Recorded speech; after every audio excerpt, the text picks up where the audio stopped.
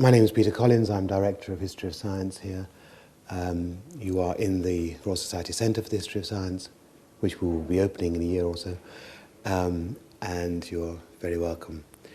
We have these Friday lunchtime talks. This is the spring series, so you know that spring has now arrived. And today we have Linda Brooks to make our spring all the warmer and more cheerful. Linda's from the Linnean Society, librarian there. 2 years ago, you couldn't move, certainly in Sweden, without tripping over Linnaeus everywhere. He was celebrating his 300th birthday. No, 300, what was it? 300, thank you. His 300th birthday. This year we're besieged with Darwin. Next year we'll be besieged, just you wait, with the 350th birthday of the Royal Society. There is no escaping these anniversaries. The Linnean Society, seems to me, was very quick off the mark. It was created within 10 years of Linnaeus dying, and that makes it one of the oldest societies in the business of science. Very close links with the Royal Society, and for some years, quite a lot of years. How long have you been in Burlington House? 1873. Right. So for almost 100 years, the Linnean Society shared a courtyard, a very grand courtyard, with the Royal Society at Burlington House. We can still visit and get soaked by a fountain if you mistime it. So the links with the Linnean go back a very long way, and of course any number of common people, let me rephrase that, people in common to both organisations and Darwin and all the others, you know. So it's a particular pleasure to have Linda here today to talk about the Linnean Society and about the Linnean Library in particular. Linda. Right, thank you all very much for coming on this wonderful lunchtime when you could all have been sitting in the park enjoying the sunshine. I've been the librarian at the Linnean Society for just over a year now. I was deputy there for a couple of years before that, so I'm still only learning. My predecessor was there for 25 years. Yes, the Linnean Society is amongst the oldest of London's learned societies, devoted exclusively to natural history in the broadest sense.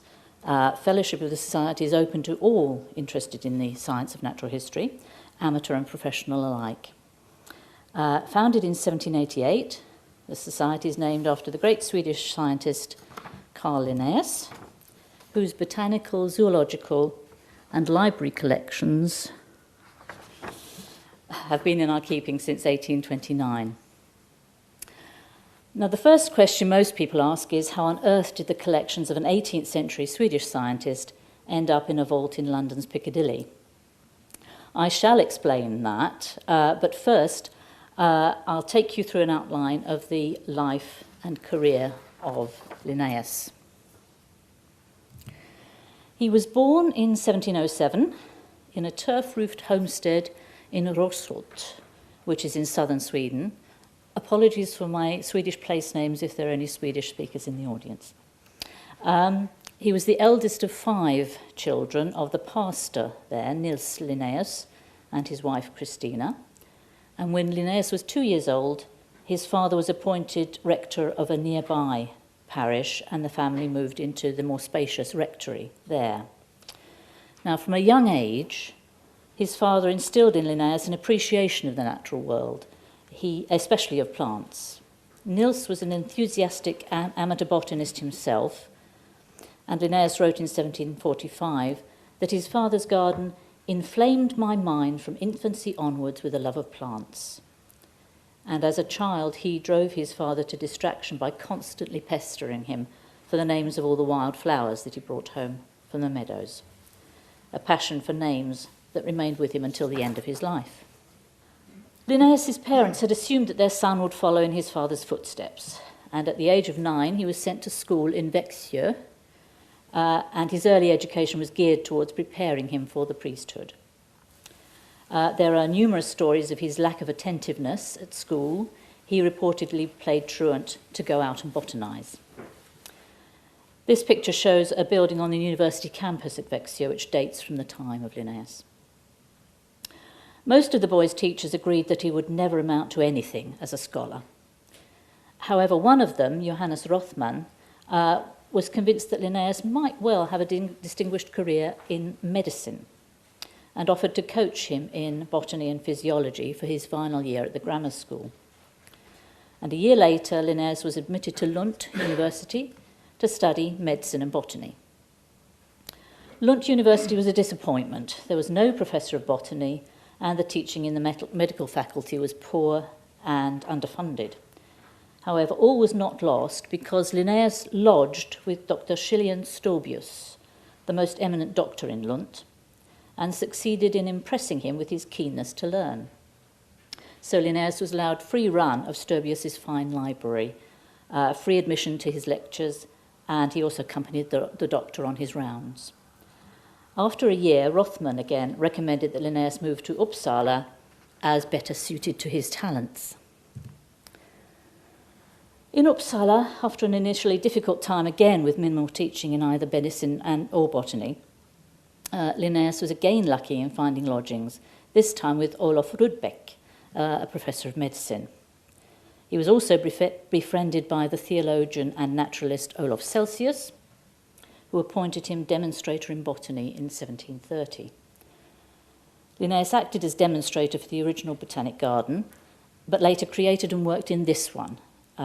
This shows a plan of the Botanic Garden with the house of the Professor of Botany in the front corner there. It's a rather poor quality picture, but it was taken from one of our glass lantern slides, so that probably accounts for it. This is the Botanic Garden today. The Professor's house is shown in the top right photograph. It's now a small Linnaean museum. And the planting in the garden still follows the sexual system developed by Linnaeus. As a student, Linnaeus travelled to Lapland in the summer of 1732, reporting later to the Royal Society of Sciences on the natural history and economic potential of the area. Sweden was very dependent upon imports at this time, so there was a lot of concentration on trying to find out what they could grow themselves to be more self-sufficient. Here he is in his Lapland costume, which I understand may well be a woman's costume, but obviously Linnaeus didn't know that. He holds a Sami shaman's drum, and of course the flower named for him, Linnea borealis. Two images of his favourite plant. The image on the left is taken from one of our glass lantern slides, and that one's come out rather better. The one on the right is the specimen from the Linnean herbarium. This plant is widespread in Lapland. It does grow here, I understand, from Cumbria northwards. Certainly one of our fellows has a clump of it growing behind her garden shed in the borders. The plant was renamed for Linnaeus by Johann Gronovius, and with mock modesty in his Critica Botanica, Linnaeus wrote, "It is a lowly, insignificant, disregarded, flowering but for a brief space, from Linnaeus who resembles it." It is a small pale flower, but in fact when you come across it in a dark woodland, it is very bright and sparkling. So. By 1735, Linnaeus had become engaged to his future wife, Sara-Lisa Morea, the daughter of Dr. Johann Moreus, the town doctor of Falun. Sara-Lisa's parents insisted on a very long engagement. I believe her mother in particular had been hoping for a better match. So Linnaeus was free to travel, which was a prerequisite for achieving recognition in Sweden because he had to obtain a foreign doctorate. So in April 1735, he set out for Holland. In his luggage was a bundle of several manuscripts already almost ready for publication. Hardevik was then a university town specialising in issuing instant degrees. He registered as a student on the 18th of June and gained his medical doctorate within a week of his arrival on the 23rd. I don't know if it's related, but the university no longer exists. Napoleon closed it down in 1818. Having got his doctorate, he went on to Leiden. This shows the old building of Leiden University and the old Botanic Gardens, both of which Linnaeus would have visited. In Leiden, he met Johann Gronovius and Isaac Lawson, who were so impressed by one of his manuscripts, his Systema Naturae, that they agreed to pay for its publication. So this was Linnaeus's first publication, aged about 28, in which he has already classified all the plants, animals, rocks, minerals and fossils that he knew about. 29 copies of the first edition of the Systema Naturae is known still to be extant. The Linnean Society library has 2 of them. The Royal Society has 1, which is on display at the back of the room. And you will see it's an oversized folio format, which was not very practical. Linnaeus, in fact, folded his own copy lengthwise to make it more portable. So later editions were all octavo. The plant shown here is henna, Lawsonia inermis, and it was named for Lawson in gratitude for financing the publication of the Systema. So you could have a plant named after you by Linnaeus if you'd done something nice to him. He would choose you a nice flower. If, like Siegesbeck, you had a feud with him, he would find the most noxious weed he could find and name that after you. So, in the Systema Naturae, Linnaeus sets out his sexual system for the classification of plants. He divided them into 24 classes, named according to the number and arrangement of the stamens and pistils. Once this sexual classification system became accepted, botany ceased to be something that could be safely studied by young ladies. This is the table of the plant kingdom, divided into the 24 classes. The animal kingdom, again, everything very neatly tabulated, with man in the top left box, first among the quadrupeds, together with the apes. Linnaeus wrote that he was unhappy with this pairing, but he could see no way around it. The third creature in this box is the bradypus, which I understand is a kind of sloth. So I think perhaps he knew my teenage son. In this table, Linnaeus includes a box for what he called paradoxa in the centre there. For the most part, these are mythical creatures of which he's heard tell, but for whose existence he has no hard scientific evidence. He lists the unicorn, the satyr, the phoenix, and the dragon, but he also includes the pelican. Presumably the tales of a bird that would feed its young on its own blood sounded fantastical to Linnaeus. So the pelican went in there rather than in with the birds. He was also interested in the study of geology. So here we have the classification of rocks, minerals, and fossils. This Aeret plate, of which I can only show you a black and white image because copyright rests elsewhere, this shows the 24 classes of the plants and was not part of the original publication, but is sometimes present as a separate sheet. Not in either of our copies, unfortunately, and nor in yours, I take it. Aeret is regarded as one of the greatest of all natural history artists. Linnaeus described him as the best of artists and his oldest friend. Aeret's original coloured drawing survived by being preserved in the collections of Sir Joseph Banks, and it's now in the Natural History Museum. And it's beautiful, that the colours are very vibrant. It's really lovely. So what was Linnaeus to do next? George Clifford was a wealthy merchant with the Dutch East India Company, and his country estate at Hartekamp was famous for its gardens stocked with the exotic plants brought back for him from India. Clifford was also a hypochondriac, needing regular medical advice. Gronovius suggested to Clifford that he should employ Linnaeus, who could provide him with both medical treatment and help him classify his plants. Linnaeus's great achievement during his time here was to persuade a banana plant to flower and set fruit by simulating tropical conditions in Clifford's greenhouses.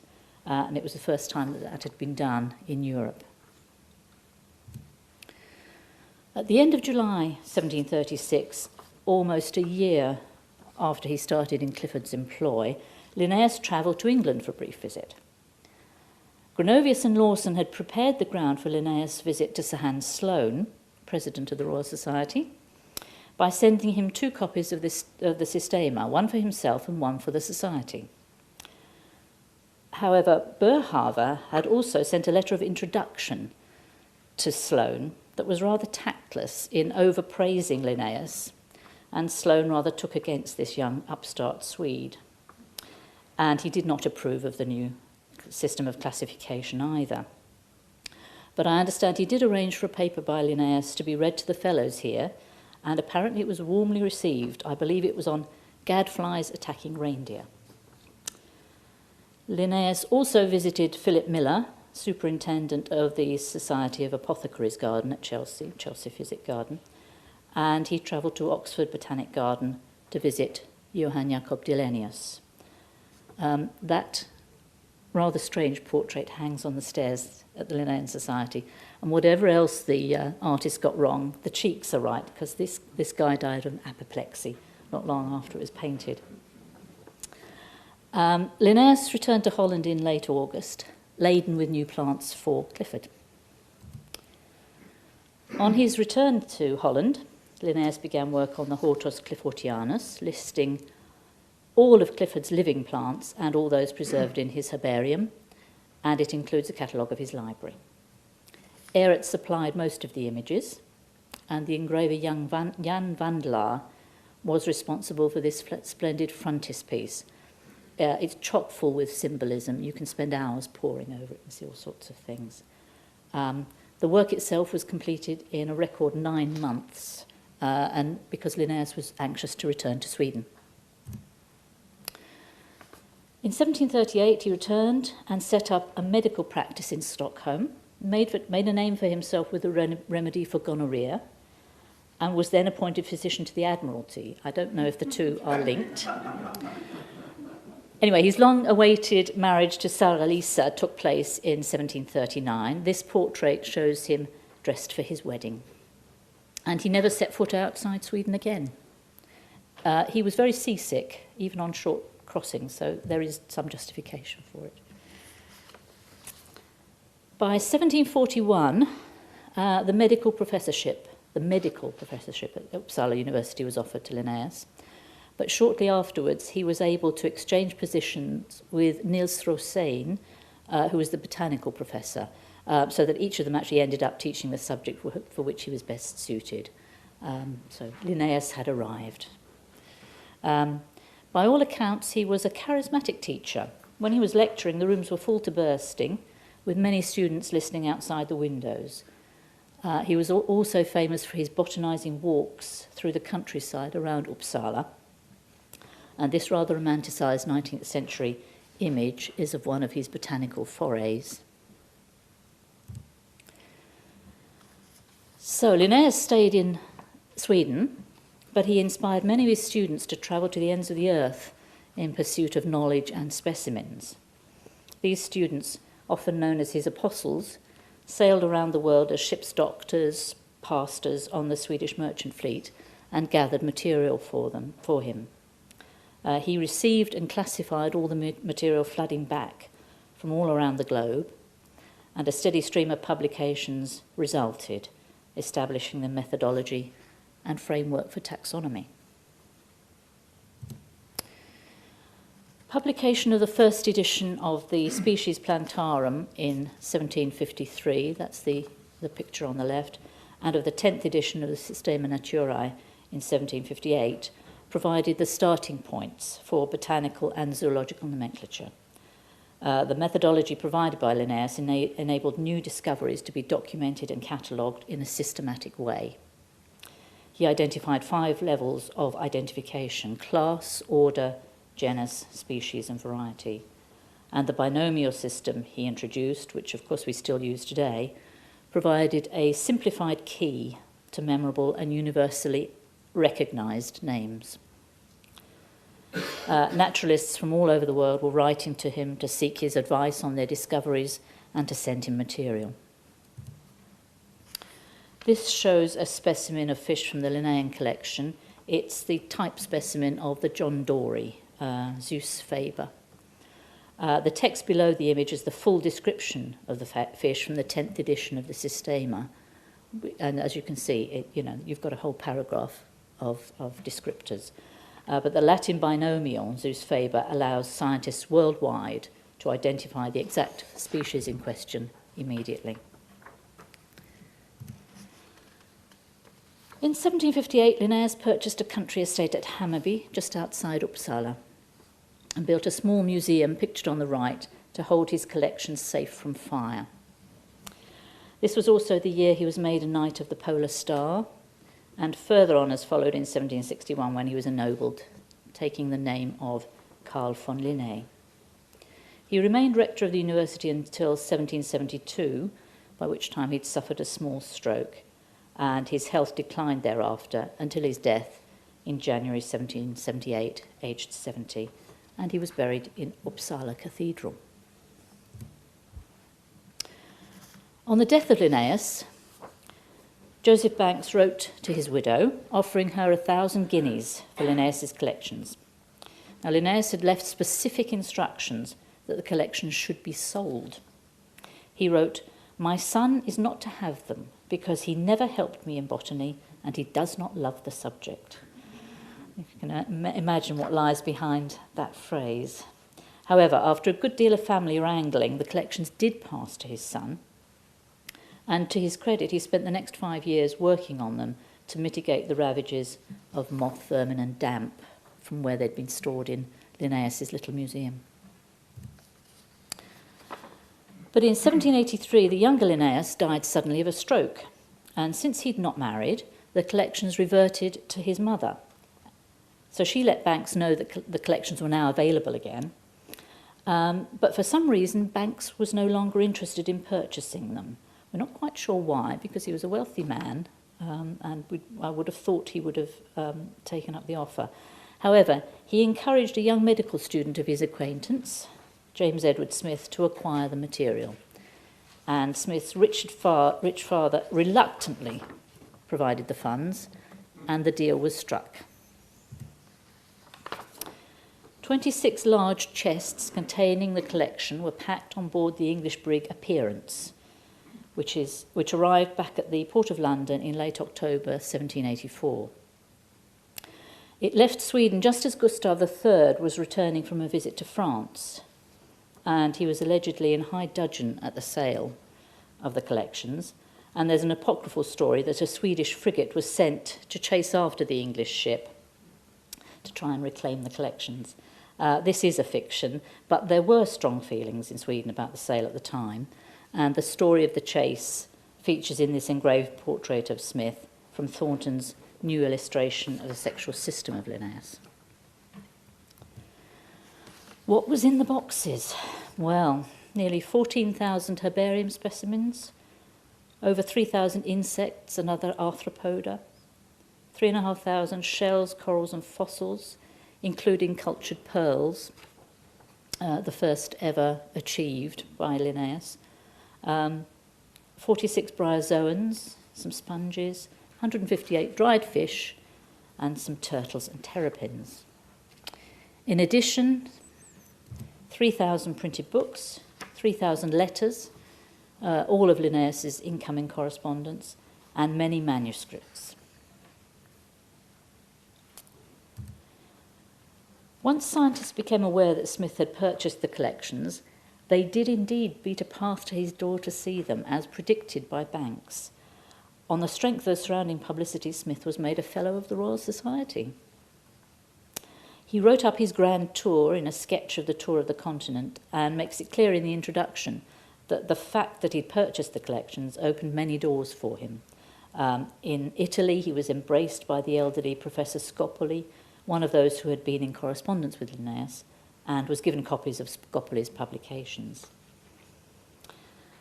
He and a few friends set up the Linnean Society to promote natural history in all its branches, and that is still part of our mission statement today. The Society was modelled on the Royal Society, adopting broadly similar rules. Sir Joseph Banks was the first patron until the granting of the Royal Charter in 1805, when the reigning monarch took on this role. The Royal Charter has beautifully illuminated pages recording the admission to membership of honorary members. This is Queen Victoria's page. Current honorary members include the King of Sweden, Emperor of Japan, Prince Philip, Prince Charles, and most recently the Princess Royal, who was admitted in the Linnean tercentenary year. So Smith exhibited the collections in his London home and then took them with him when he moved to Norfolk after his marriage in 1797. Now, the collections were his personal possession, with which he was free to do as he pleased. He soon sold off all the minerals and fossils, a part of the collections in which he had little interest. And he added his own insect specimens to those of Linnaeus, so that the insect collection today has nearly 9,000 specimens, as compared to the 3,000 or so that arrived from Sweden. We're not convinced that he didn't swap his... If he thought he had a better specimen, we're not convinced he didn't swap it for one of Linnaeus's and give Linnaeus's possibly type specimen away to another scientist. But that's another story. Smith's own herbarium, which contained many important specimens from the new colony of Australia, was always kept separate, luckily, by dint of being on different-sized sheets of paper from that of Linnaeus. When Smith died in 1828, many thought that he would bequeath the collections to the Society. They were wrong. The Society had to raise £3,000 to purchase the collections from his widow, Lady Pleasance. After the purchase, the Society exhibited them in its various homes around London, including these premises in Soho Square, once the home of Sir Joseph Banks. And in 1873, the Society moved into purpose-built rooms in Burlington House, just across the courtyard from the then home of the Royal Society.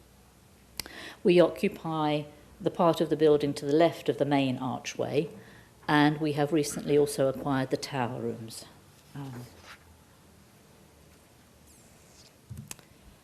This is the recently renovated library reading room. It now has a beautiful replica of the Victorian glass ceiling in place. The original was shattered by a bomb falling on the other side of Piccadilly in 1941.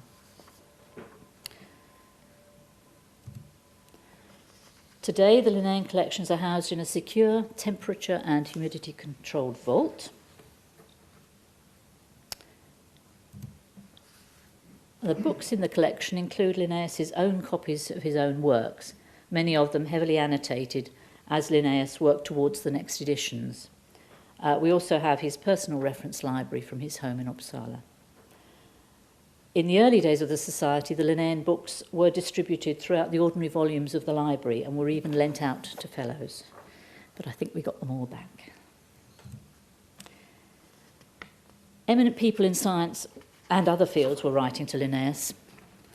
This is a letter from Rousseau, telling Linnaeus that he's been at a very low ebb, and the only thing that's cheered him up is reading one of Linnaeus's botanical tomes.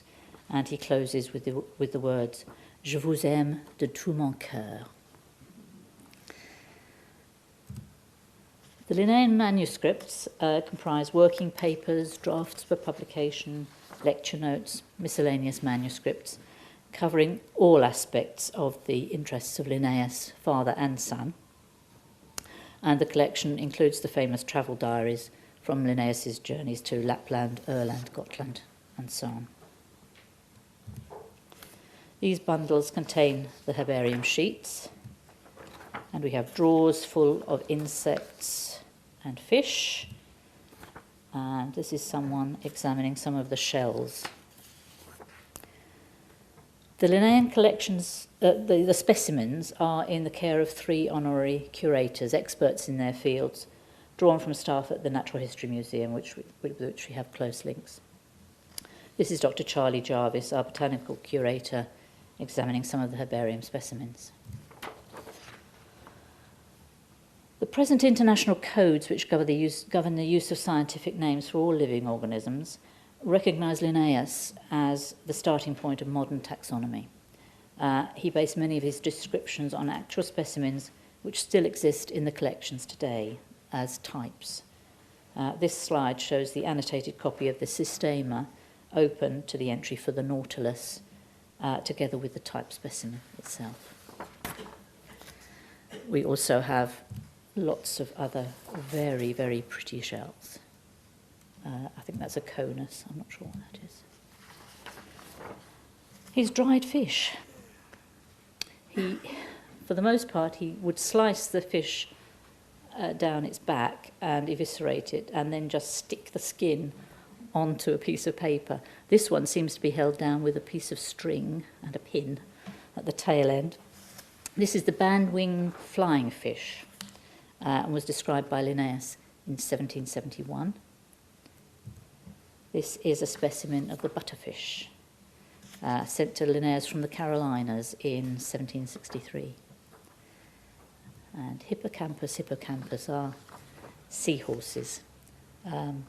Lovely little things. Have lots and lots of insects. I didn't bring a picture of the box of fruit flies, but you can imagine what that was like. A scarab beetle. And this, of course, is the death's head hawk moth, Acherontia atropos. More lovely butterflies. And this is a specimen of one of Smith's butterflies, which he placed into the Linnaeus collection. This is Polyomatus icarus. And then we have all the plants. The herbarium contains some wonderful specimens. Some are simply works of art in and of themselves, and in the way they've been displayed on the paper. This is the Euphorbia amygdaloides, Optotis ludwigii. This is the white water lily, Nymphea alba. Some of the herbarium specimens are, in fact, not proper specimens at all. This drawing of Cinchona is housed with the herbarium because it's a lectotype. That is, Linnaeus described this species from this drawing because he had no holotype, no actual live or dried specimen available. This is the one of the passion flowers.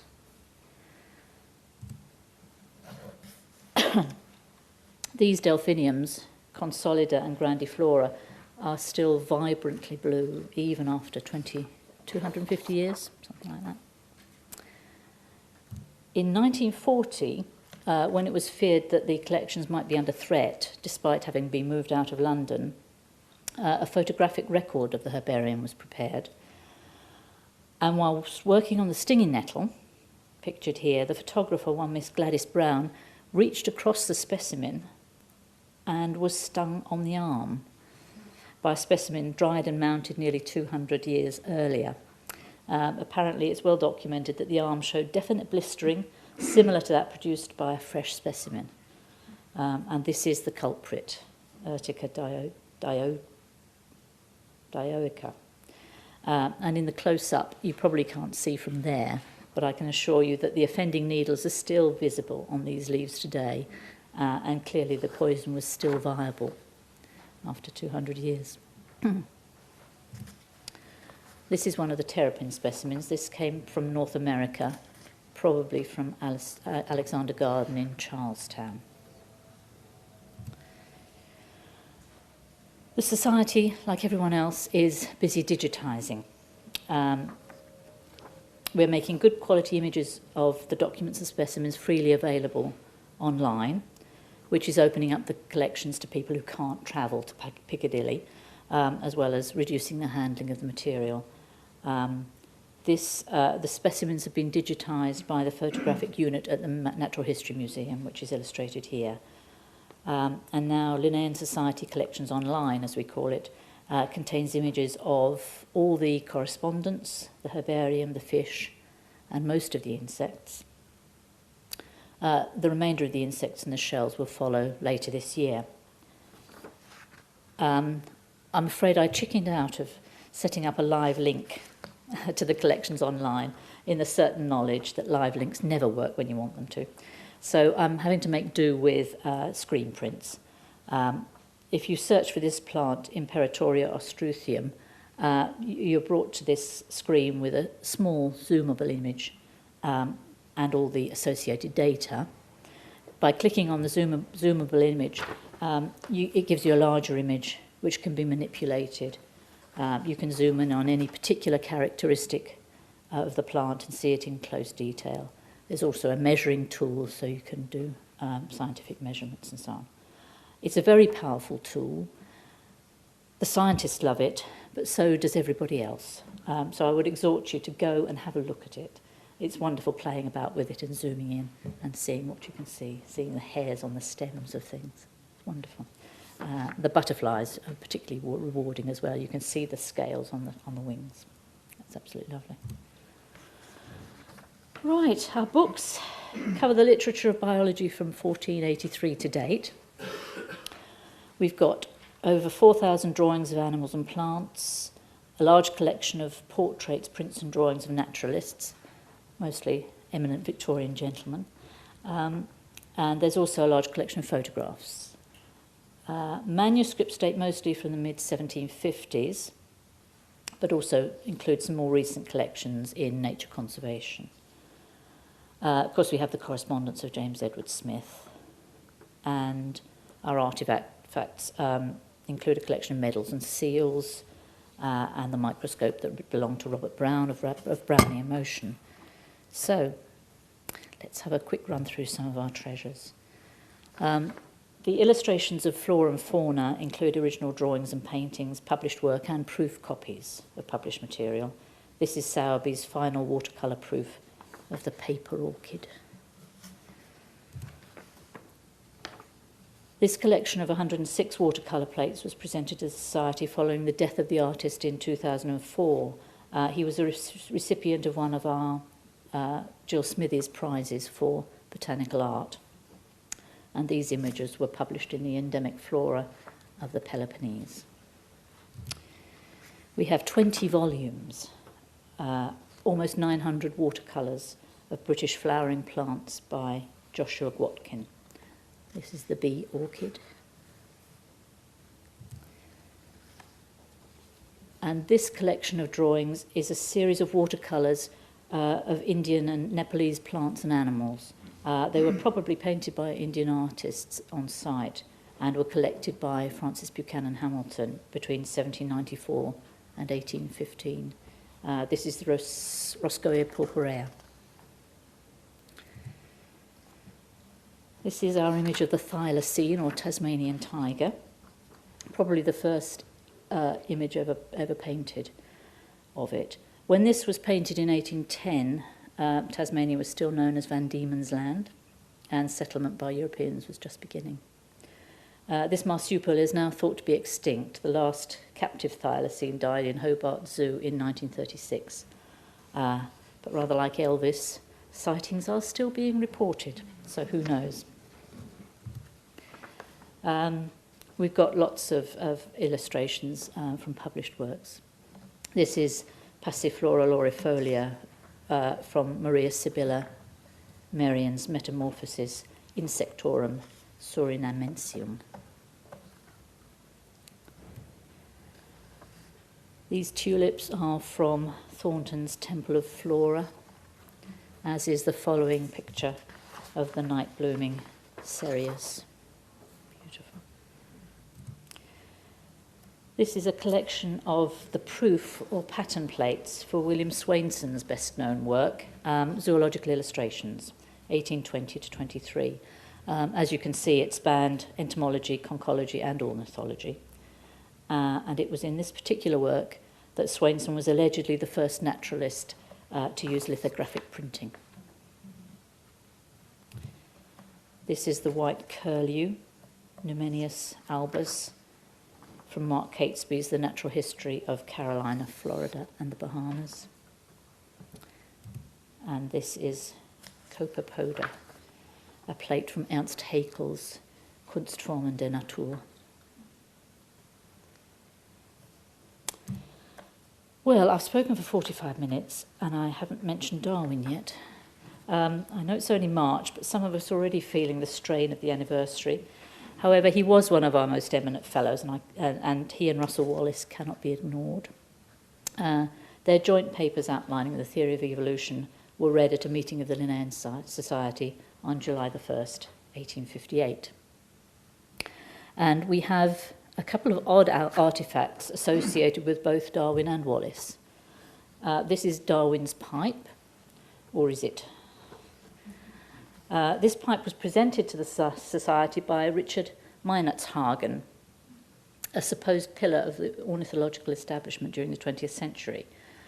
He described it as having belonged to Charles Darwin and having a stem made from an albatross bone. There's no doubt that the stem is made from a bird bone, but current thinking is that it's probably a flamingo leg bone.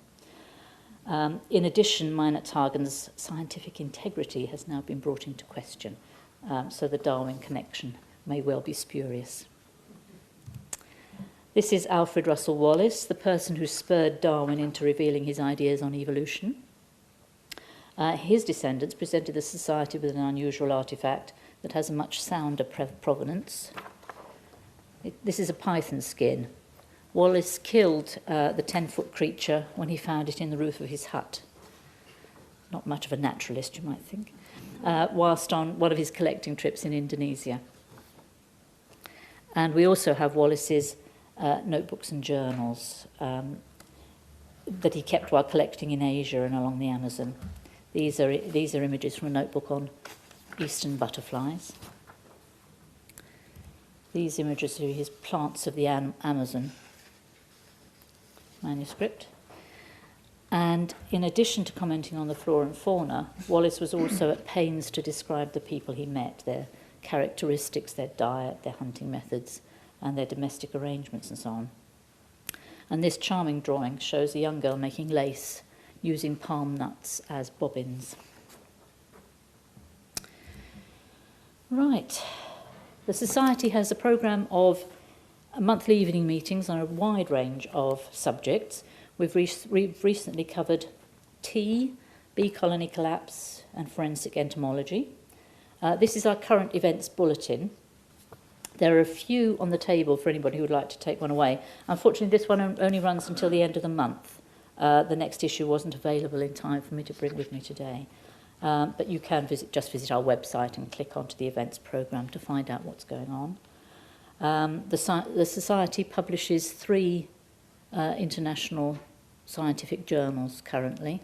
This is our main source of income. Scientific journals costing so much. Biology, botany and zoology. We also have a series of synopses of the British fauna. These bridge the gap between the popular field guide and more specialist monographs. The Linnean is the Society's illustrated members' quarterly magazine. Goes to all our fellows and provides topical updates on recent activity and events, articles on the history, science and personality of the Linnean Society. And we also publish special issues from time to time. These are the 3 most recent. 2 published during the Linnaeus tercentenary year, and the 3rd celebrating the anniversary of the reading of the Darwin and Wallace papers. And we've just distributed the first issue of a new Newsier newsletter for fellows containing shorter articles on historical and contemporary scientific topics.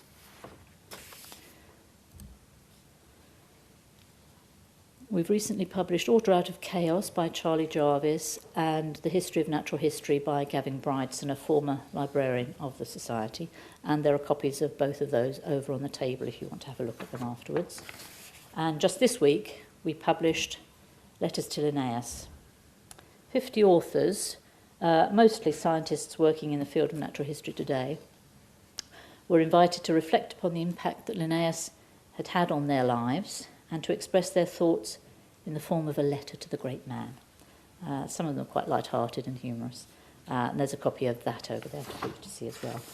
But I couldn't end on prosaic stuff like that, so I've saved my favourites for last. These images were painted by a young man of only 19 and published as Illustrations of the Family Cetaceidae, or Parrots, in 1832. The young man was Edward Lear, much more well known as a writer of nonsense verse and limericks than as a painter. This is the red and yellow macaw, this is the blue and yellow macaw, and my very favourite is the hyacinth macaw. Anyway, there's our website. I would do please visit it and have a look at see what we can offer, and my email address also there if you need it. Thank you very much for your attention. It's been a pleasure to speak to you, and thank you.